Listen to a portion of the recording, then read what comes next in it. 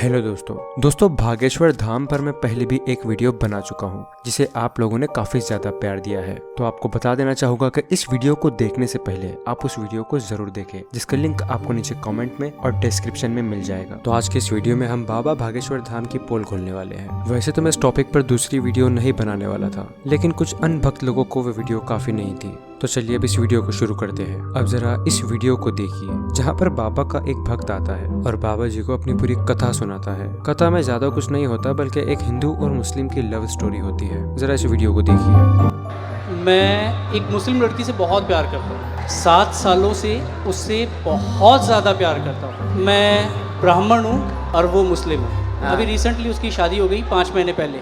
आज भी अगर वो तैयार होती है तो मैं उससे शादी कर सकता हूँ। इस पूरी स्टोरी को सुनने के बाद बाबा उस लड़की का नाम पूछते हैं। हाँ, वो बात अलग है कि इस पर्ची के ऊपर आपको ना उसका नाम मिलेगा ना कोई लव स्टोरी मिलेगी। अच्छा, उनका नाम क्या है? स्वालेहा। केवल देखने चले आए थे, आशीर्वाद लेने आए थे, स्वतः ही बोलने लगेंगे लव के बारे में। चिंता ना करें, वहाँ नहीं प्राप्त होनी है, ना लफड़ों में पड़े। मैं देखूँ इसे। जिसमें वो बाबा उस व्यक्ति को कहते हैं कि वो यहाँ पर सिर्फ आशीर्वाद लेने के लिए आए थे। लेकिन ये एक गेस भी तो हो सकता है, क्योंकि वो व्यक्ति जब एक बड़ी दिक्कत से जूझ रहा है तो वो महज आशीर्वाद लेने यहाँ पर क्यों आएगा। इस पर्चे में सारी बेसिक चीजें लिखी हुई थी जो कोई भी व्यक्ति आसानी से कर सकता है। पर्ची पढ़ते वक्त बाबा इसमें लव के बारे में भी बात करते हैं। स्वतः ही बोलने लगेंगे लव के बारे में। चिंता ना करें, वहाँ नहीं प्राप्त होनी है, ना लफड़ों में पड़े। लेकिन जब वो व्यक्ति इस पर्ची को पढ़ता है तो उसे ऐसा कोई भी वर्ड दिखाई नहीं देता। केवल देखने चले आए, आशीर्वाद। पढ़ लिया। पढ़ तो लिया, लेकिन मुझे नहीं होगा तो नहीं होगा। स्वतः बोलने लगेंगे लव के बारे में, नहीं होगा। लव कहाँ लिखा हुआ है? ये पढ़िए। वो हाँ, लव। स्वतः बोलने। और वो उस बाबा को सीधा बोलता है कि यहाँ पर मुझे ऐसा कोई वर्ड नहीं दिखाई दे रहा है। चलो कोई नहीं महाराज, इसमें लव कहीं नहीं है।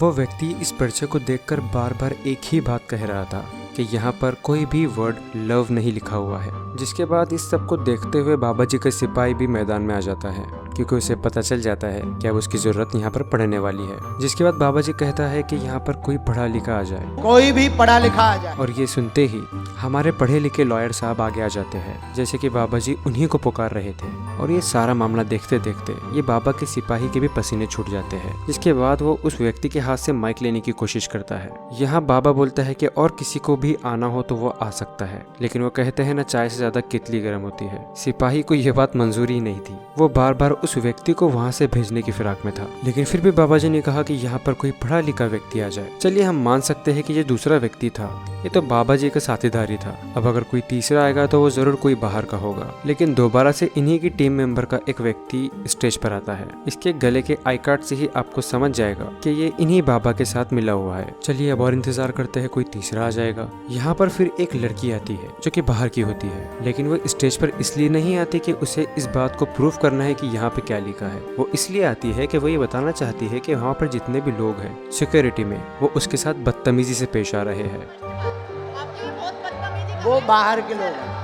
लेकिन उसकी बात को वहाँ पर नजरअंदाज कर दिया जाता है और बाबा उसके ऊपर भी वो सवाल की पोटली मारकर फेंक देते हैं कि ये बताइए ये क्या है। आप पर्चा पढ़ने आई, केवल देखने चले आए, आशीर्वाद। लेकिन इसके ऊपर वो ना हाँ कहती है ना कहती है। स्वतः बोलेंगे वो लव के बारे में। और पढ़वाइए, बुलाइए। जाहिर है इतने सारे लोगों में बेचारी डर रही होगी, और उस लड़की को वहाँ से भेजने का कोई दूसरा तरीका नहीं मिला तो कह दिया इन लोगों ने कि उसने लेदर का बेल्ट पहना है। आगरा से आए हम, अगर आज्ञा लगेगी बुलाएंगे। बेल्ट पहन रखा है दीदी, आपने लेदर का बेल्ट पहन रखा है। आपको जाना है, हम आपसे बात करेंगे, लेकिन हमें मुझे तो लगता है इस दरबार के बाहर इस सिपाही की भी एक लेदर बेल्ट की दुकान होगी, जो उसने महज दूर से देखकर ही पता कर लिया कि ये बेल्ट लेदर की है। और इसी तरह से उस लड़की को भी वहां से उठा दिया जाता है। जिसके बाद उस व्यक्ति की माँ को बुलाया जाता है, लेकिन वो व्यक्ति पहले ही बोल देता है कि उसकी माँ उनकी बहुत बड़ी भक्त है, तो वो उनके खिलाफ कुछ नहीं बोलेगी। और होता भी यही है, जब वो माँ आती है तो वो उस बाबा के खिलाफ कुछ नहीं बोलती, चाहे वो गलत भी हो तब भी। और अपने बच्चे को ही डांट देती है कि उनके लिखने का तरीका अलग हो सकता है। सबका लिखने का तरीका अलग होता है। अब जरा इस वीडियो को देखिए जहाँ पर एक माँ अपने छोटे से बेटे को बाबा जी के पास लेकर आती है, लेकिन वहाँ पर बाबा जी का ब्लूटूथ शायद थोड़ा काम करना बंद कर देता है, क्योंकि उस माँ के सिर्फ एक ही बच्चे को जो कि बेटा था उसे मेंटली डिसऑर्डर था, लेकिन बाबा जी उसकी बेटी और बेटे दोनों को ही पागल कह देते हैं। लग ही नहीं रहा था कि आपसे मिल पाऊंगी। क्या प्रश्न है, बोलो। मेरा एक ही प्रश्न है, मेरे बच्चे को ठीक कर दो बस। अब क्या ऑटिज्म बता दिया है।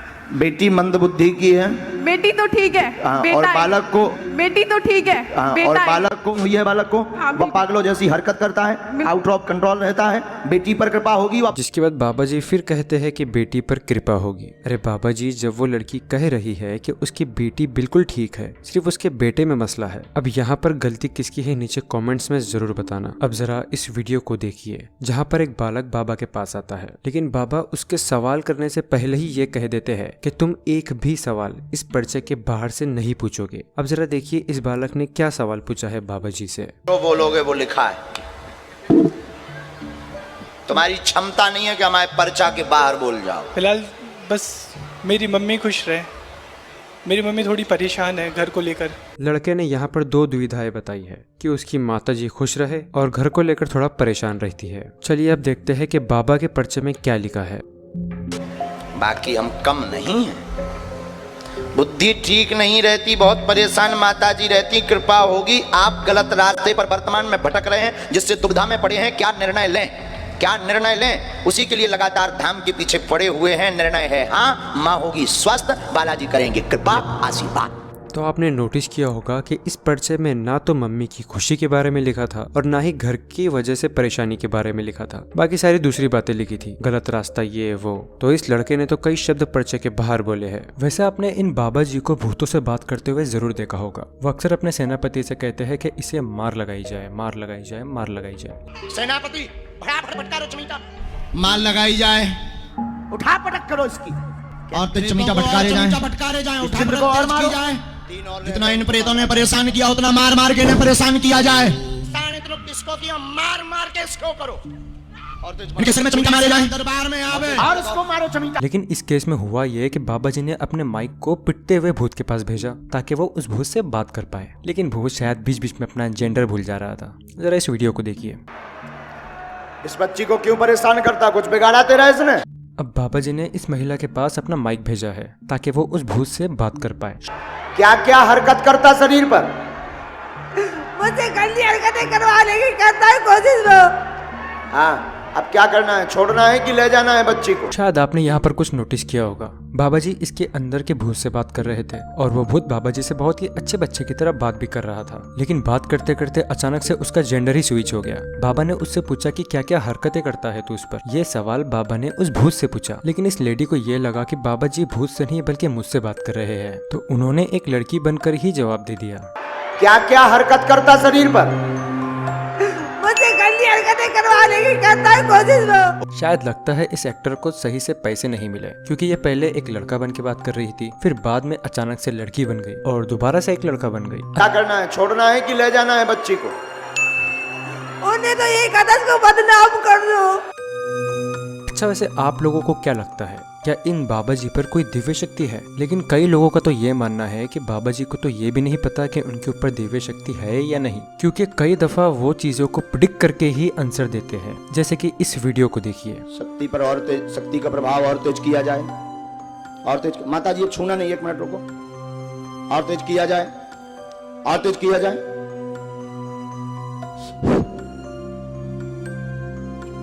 और तेज किया जाए शक्ति का प्रभाव।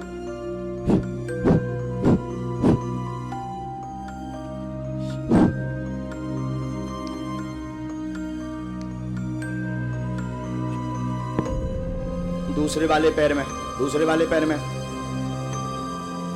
दूसरे वाले पैर में, हाँ दूसरे वाले पैर में, हाँ हाँ हाँ हाँ हाँ, दोनों पैरों पे एक साथ। ओम क्लीम।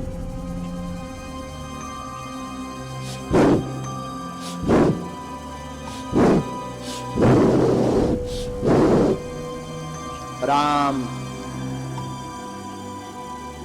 अब पूरे शरीर में, पूरे शरीर में, अब पूरे शरीर में, पूरे शरीर में, अब पूरे शरीर में, पूरे शरीर में, अब पूरे शरीर में, पूरे शरीर में। जरा इस वीडियो को देखिए। इस वीडियो को देखकर, इस बच्चे के मूवमेंट को देखकर कोई बच्चा भी अंदाजा लगा सकता है कि अब ये उसके पूरे शरीर को हिलाने वाला है। और यही अंदाजा इन बाबा जी ने भी लगा दिया। यहाँ पे नोटिस करना कि पहले बच्चे ने अपने शरीर को हिलाना शुरू किया, उसके बाद में बाबा जी बोले।